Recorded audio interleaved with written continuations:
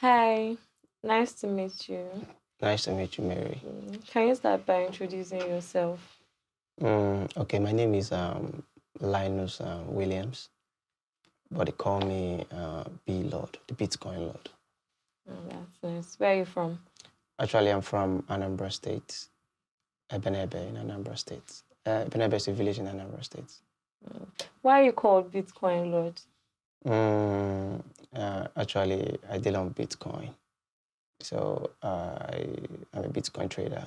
I trade Bitcoins, so that's why they call me B Lord. The B, my name is Bitcoin Lord. Yeah. Mm. When did you start trading Bitcoin? Um, I started trading Bitcoin when I was in 300 level. That should be 2017, Anambra State University. I started trading Bitcoin. That was when Bitcoin wasn't that popular. So one of my friends said he has Bitcoin to sell. So we were moving around the school looking for who to buy the Bitcoin, and we didn't even see. So not until I went online to make research on how to sell Bitcoin and all that. So I found somebody that buys Bitcoin. So, then it was scary though. So I had to just try the guy. So I tried the guy and with that my friend's Bitcoin. I didn't make any profit that time. So he paid us and I was like, wow. So Bitcoin buyers are scarce. That means if I can get people that wants to sell, I can be a middleman. So that was how I joined Bitcoin as a middleman, so making little profits here and there. That was what I used to graduate because then school was very tough. So that was how I just joined cryptocurrency, Bitcoin. Okay.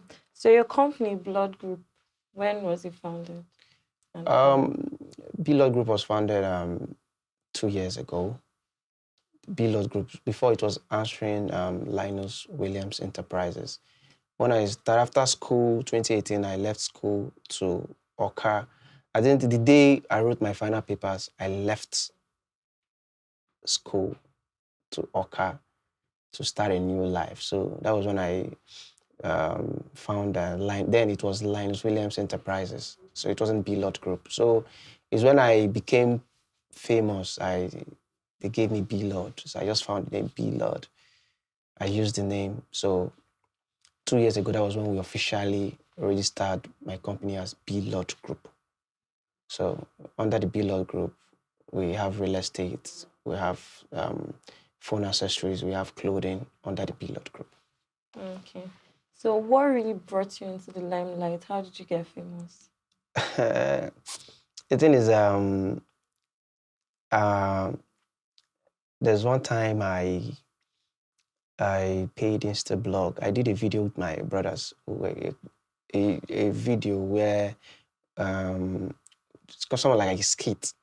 So posted on Instablog. Then I had just about 200 followers. So posted the video on Instablog and Tunde not. Then they were Instablog charged me 70K, Tunde charged me 50K then. So we posted the video and I was having like 5,000 followers. I was like, just now. And customers were coming through the post. So I said, I don't even need celebrities to do this. I can do this. So that was how I started. I started with showing off my cars. I was showing off cars. People were like, this guy, disturbing everywhere. So I was showing off my car. I had the Lexus then. So I was snapping pictures, post on Instablog too. So, but the main thing that brought me to the limelight was when I was arrested by EFCC. That should be 2020. What brought me to the limelight and got people to know me very well, like notable people. Because before I was arrested, I had just 100K followers. So I was arrested by EFCC 2020. That should be around September.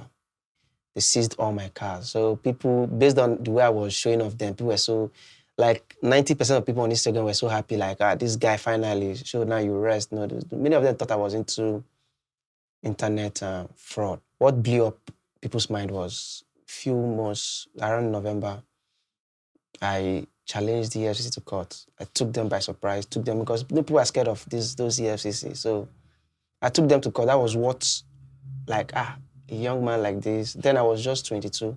A young man like this, 22 years, taking EFC to court. It was on newspapers, it was on Instablog. Then I didn't have to pay blogs again to start posting it. They posted the news like B-Lord took EFC to court. So that was what made me so much famous. Like then I grew up I was verified. When EFC arrested me, I came out, I was verified immediately on Instagram. They gave me blue tick on Instagram. My followers blew up from I was 1 million followers then. And fast forward to a year later, that was actually, this year, what blew me up again was they released those cars. I won them in court. So those cars were released. It has never been done before. It has never been done before. So they released my cars and people were like, so they can take EFC to court. So that was now I'm around 2 million followers now. So that EFCC was the major thing that brought me out. So how were you able to bounce back from all of that? Because I know the whole being arrested by EFCC should have one way or the other brought a negative impact. How were you able to bounce back from that? It was really crazy. Well, I was detained for 10 days. So when I came out, my brain scattered. Everything was damaged.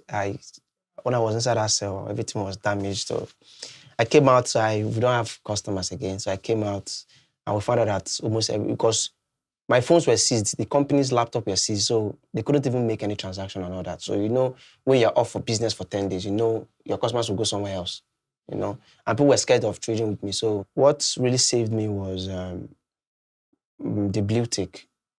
The blue tick, because when I came out, the blue tick entered. So a car dealer gave me a car, a Mercedes-Benz GLE I still have the car. My wife is driving the car now. A GLE 350. He gave me the car on credit. I told him, give me this car. I'm going to pay you extra 2 million on the car. He's a car dealer. Instagram people, what they believe in all this. They believe once you have car, you are. So when that stuff happened, when they seized on my car. So imagine when they seized on your car, you bounced back with a bigger car. So those customers came back. I used that car to let them know that I'm still the B-Lord, So I got a new car. The car blew up on the internet. Like B-Lord got a new GLE 350, and that car was expensive than those cars EFCC took. So that was when I had much customers. Then I built a very big mansion. So those things from there, we had just 2 staffs, but now we have up to 40 staff. This I'm telling you was just a year ago, around January last year. So when I got those cars, I built a house. All those customers, my customers were so mad. Like I turned to real celebrities where I barely go out. But me, I don't take that celebrity serious. I like moving on my own. I don't even care. So if you see me, you want to take pictures, take pictures. So that's my phone. So how have you been able to use social media to help your business, to push your business forward? If not for social media, I don't think I'll be here. Instagram has helped me. I don't know about other people. For me, Instagram is a very big tool for me. Very, very big tools. Like, I don't do physical advert. I barely do physical advert. And what saves me money, I don't spend money on... The only money I spend is paying blogs because I'm popular already. So I don't even need anybody to do the job for me. I do the advert myself. My own is just to pay blogs to just post it. So I have so much customers were coming from Instagram. So what I did now was to gain the trust, because some people still doubt. I had to open a physical office, branches. I opened a physical branch in Abuja, in Wuse, where customers can come physically to know that on the road. I make sure these locations are on the road. So I opened a physical office in Abuja where customers walk in, make transaction, make complaint. There's no Bitcoin company like that will give you a physical address to come out because they feel people will bring troubles. But I feel my company doesn't have issues. So if you have issues, you come to the office, we'll solve it for you. So Instagram is a very big tool. Like 100% of my customers are from Instagram, so I don't know them. So I launched a new office in Lekki on the road, Lekki Phase 1 too. Instagram. That's where I posted the address and people turned up. Like a lot of people turned up for the opening of the office. So I didn't do billboard or this. Everything was on my page. I just post on my page, people come to. But my page is really big. Sometimes I have up to like 500,000 views, 400,000 views. So I have a lot of viewers. So my page is very, very, if I lose my page, I'll be in trouble. That's my page, Instagram, I don't joke with it. So that's what I do. I come post. I don't look at comment or negative comment. I just post and go. Sometimes I just check DMs. So, but my WhatsApp numbers are there. So if you need to do business, just go straight to the WhatsApp and do business and they pay you. So we have a lot of staff on ground to attend to you. Like I said, we have over 40 staff on ground. How have you been able to balance the challenges as a business person in Nigeria with the way the government has been trying to like push away Bitcoin? Mm, um, you know, every business has ups and downs. So, but for me, I'm trying to gain trust, and the part of gaining trust of our customers is very easy for me because I'm famous and I obviously look rich on Instagram, so I don't even need to persuade you much. You can go to my page, you see everything that I'm capable of paying you for your Bitcoin, any amount. So on the government side, Bitcoin is not actually illegal. Like what the government is trying to say is that they don't have any hands in Bitcoin. So if you want to do your Bitcoin, do it on your own. So if you have any issues, you don't come to them. Like maybe they scammed you of Bitcoin. The government doesn't have anything to do with you because they've warned you already that government don't handle case of Bitcoin. That's what the government was trying to say. So, and now government came back the second time telling bank to disassociate themselves from Bitcoin. Anything that has to do with bank don't have. You can do with cash or whatever, but banks disassociate from Bitcoin. That was what the CBN said, which affected a lot of crypto companies closing down and all that. You know, I feel I'm the only young man that knows my rights in Nigeria. So I feel I open my offices. So I believe it's not a wrong thing or a bad thing to open a Bitcoin store in Nigeria. So I'm so confident. My office in Abuja has been there for like 1 year now, and I don't have any issues. So this Lekki one, it was just opened, and I want to see how it goes. So you mentioned earlier that you're married. When did you get married? I married early. I married when I was 22. I married at 22. 22. Oh, I married at 21. Well, I said 21. I married the last day of 2019. That was when I got my last day. That is 31st of December. That was when I officially got married. So when I was in 300 level, I met my wife. So I met my wife. She was a doctor then. She was in I was in 300. She was in 200. So I met her. That was how she was. Then I was not even fine, self. I was very ugly, slim, and if I show you the picture, self, so I was married. She was very beautiful then. So she accepted me like that. We managing. As entered the Bitcoin. She was even supporting me by replying customers. Sometimes I sleep. She helped me reply customer, and we moved down to Oka. We're staying together. So 2019, we got married. 2019, last day of 2019. So I'm not that type that do big. Then it wasn't loud. It was just a small. I didn't invite anybody. It was just a small traditional marriage and all that. So we married 2019. Then I had my first child 2020. He's 2 years now, Elliot. So one thing people like about me is that part of family. People like me so much. Anytime people come to see me, it's like they focus on that, like having a family that is crazy, you know. So the people love me, mostly young guys. They like about that family part, you know. They feel, you know, every young boy wants to be free.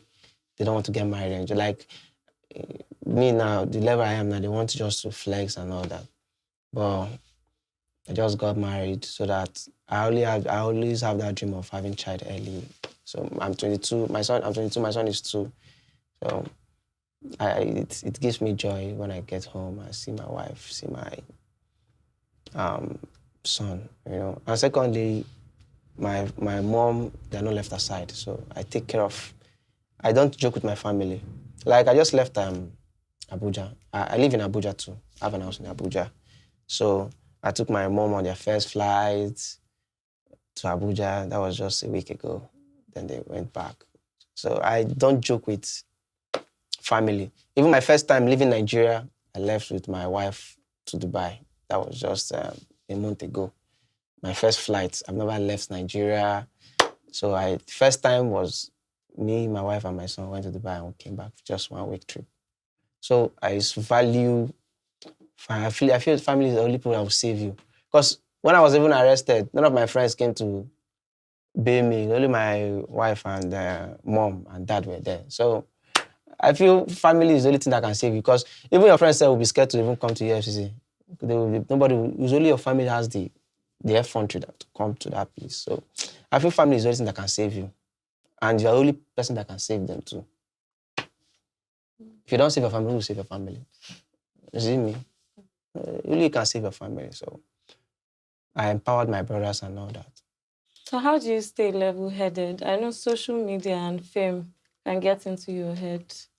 How do you stay past that? See, the 10 night I passed in that cell refurbished my thinking, everything. Like my mental health was scattered.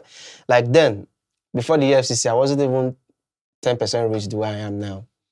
But then I had 3 bands, so I was big boy. Then I even had escort then. I have 2 escorts now. Federal government gave me a own with escort. That time, I said, nobody know me. But just this thing, I just big boy thing. So I had escort then. So when I came out, I had to just drop those escorts first. Started arranging everything. They say sometimes it's not every thing that happened, every bad thing that happened is a bad thing. Some happen for good. Honestly, that EFC thing, I never believed it would turn out good for me. Because when I was there, my life have scattered, honestly. But I came out and I saw that God used that to change my life, my thinking and everything. So that EFC cooled me down, honestly. Because when I came out, I had no escort. I was just, my own is just from my house to my office, from my office to my house. You don't see me around. I don't go out. So anytime I go out, I barely go out. So I don't even let those social media things. I believe I'm okay. I always let people be contented with whatever you have. That the main happiness in life is being happy with what you have. It's not by, some people are not happy. Honestly, I have rich people, but they are not happy with what they have. Because the way the level is, imagine someone living in Banana Island and you're not even earning much. A lot of people live in Banana Island, but they don't even have one house. So they're not happy. But you see them post, they live in Banana, but not happy. So the main happiness is being happy with yourself, with whatever you have, contentment. So I believe I like being me.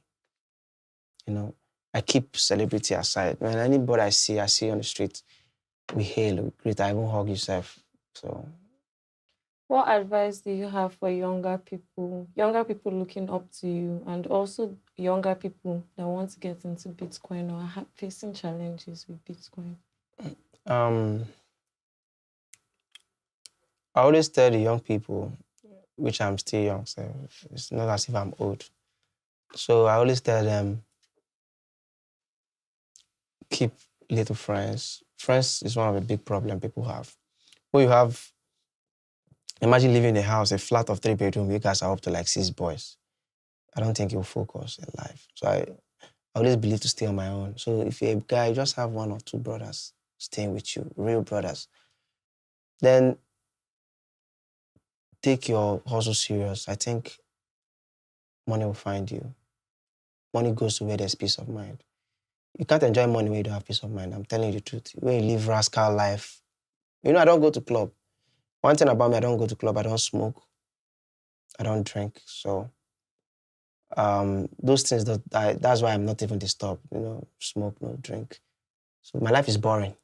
So for me, if you want to enjoy life, live a boring life. Not every time party, party, party, smoke, do this. If you want to smoke, be a clean smoker. Don't let your smoking too much. Everybody know that you're smoking and all that. Then don't copy. Most people, they're probably they copy celebrities. Copy celebrities. They copy a lot. Don't copy. People, live your own life, live your own style. Then for Bitcoin, if you want to join Bitcoin, it's easy. You just have to find a way to look for customers. Most people, they don't like showcasing what they do. You are doing Bitcoin. If you come to your Instagram page, it's private. How will people patronize you? You have to keep on. You have to be active. Show yourself. I trade Bitcoin. Tell people. Then when I started Bitcoin, I walk up to people, tell them I trade Bitcoin. But now everybody's doing big boy. You are hungry. You are doing big boy. You don't post. You don't advertise. Once you make money, you enjoy. You don't even say, okay, I make 100K. Let me pay this blog to post me. But no. So that's just it. I don't have much to say. What is one advice you would give your younger self? I don't have much regrets in life. Like I do this to myself. I've been looking for what to say I'm regretting today, but honestly, I won't even lie to you. I don't have anything to regret because even when you talk about investment, I've been investing. Talk of marriage, I've married. There's nothing I'm regretting till today because I've been doing the right thing coming. Like when I was 15, I've been, how Nigeria film is. So this Nigeria film, they do husband and wife thing. Husband come, wife kiss him. Again, I've pictured that thing in my mind that that's the kind of life I want. So I've been using that route. So I don't think I have anything to regret, honestly speaking.